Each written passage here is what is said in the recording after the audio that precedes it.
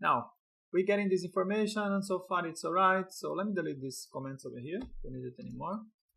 Most probably your application is going to need some kind of users, how to control and to manage them. So let's move on and create the router for our user. And the way we're going to do, the same way as we did over here in our main route, we're going to import Express, create an instance of the router, and we're going to create our endpoints. So here in the users, we're going to import Express from Express and create the instance of the router. But in here, I'm going to name it user router. On the other one, I name it router only. Here could be the app, because this represents the main application route, like the about, the root and stuff like this. And here is only the stuff that relates to the user resource. So express.route. Now we can do user router.get, and here you specify the router, like the endpoint for it would be users, and here we pass the same information as we did before, request, response, and then we create a function that's gonna do some stuff and send some information. So send, let's do a user list for now. Now let's try it out. We're gonna import it inside our router, main router file. So we import user router, resources, users, router. And now below everything, you can just do router.use, because you're going to use that router. And here you specify the path and the router over there, user router. Now our app crashed and is missing the export. That's because we create the variable, but we didn't export. So let's do export. There we go. It should work. Now here's the thing. We are adding the users over here. Slash would be the home page, and then slash users would be the user list. If you choose to put your namespace in, this is called namespacing. It's like whatever you're gonna call your resource, like users slash folly, for example. That would be the namespace users. If you have products in your application, it would be products slash product1, something like this. So it's better to add your namespacing inside the main router, because later on you're gonna have a bunch more routers over here, like products, post, whatever, and then you have only one place to come and change the namespace instead of going down inside every single folder and resource and changing it over here.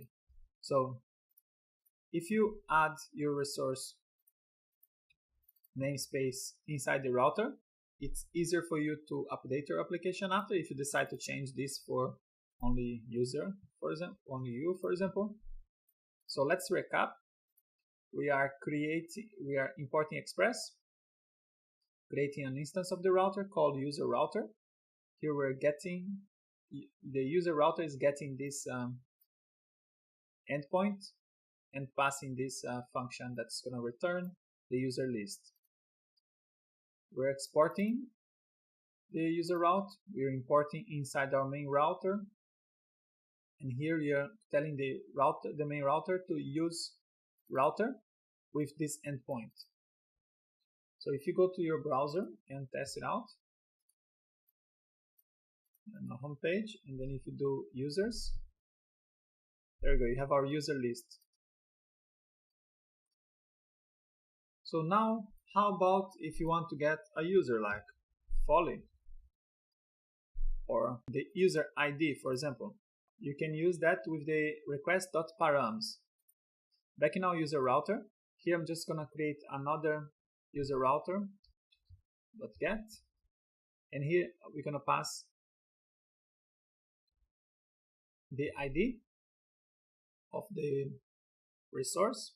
You can, in case you're doing like a blog post, for example, you can pass his log. Whatever you're passing here is gonna reference what is in your module. So in our module, you're gonna have an ID, and that's what we are passing to the parameters.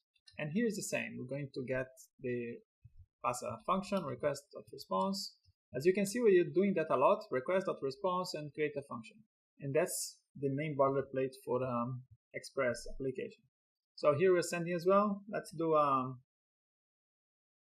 string interpolation in here.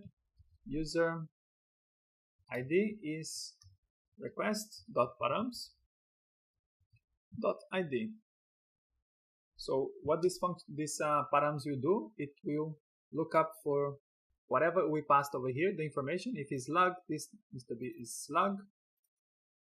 So the params will look to your URL and extract whatever is in here after the colon. Now if you test it, if I just refresh this, now my user is 1234. Folly, as I mentioned before, if I get this log, it will work the same. The naming here doesn't matter as long as you have this information in your database afterwards, because in here we don't have any information, we're just passing a random parameter. But after, we actually gonna have an ID for our user, so it just makes sense to use the ID in the user scenario. So we created our main route file where it's gonna host all the main application related routes. We created a resource route, which will have all the routes that relate to the user only, and we learn about how to get and post to the route, to get the information out of the route and posting information to our server, as we did on the sign up. So to continue with the routing, like delete, update, we're gonna actually need a real database to work with. So first let's get some data, and then we can play around with the router. If you want some extra information about the router, the best place to look for information is always the official documentation. If you go guide and routing,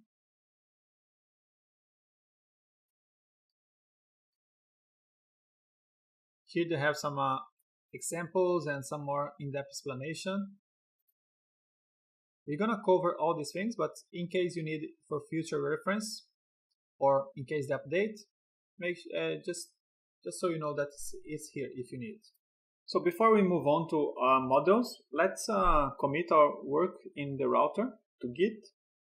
So Git commit and with a message. Here I'm gonna say router basic route structure plus user and auth routes. There we go. So I see in the next lesson where you're gonna learn how to use database.